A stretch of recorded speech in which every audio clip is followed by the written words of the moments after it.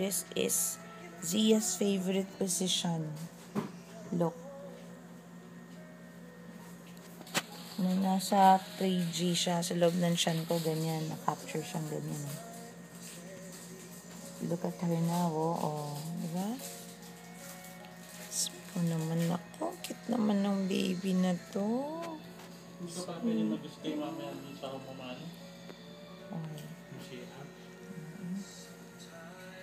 Dito tayo. Paano ka na lang muna ng guys na balik naman ang advantage. So cute naman this baby girl naman. So cute. Ito ang favorite position mo, anak. Nung bata ka pa.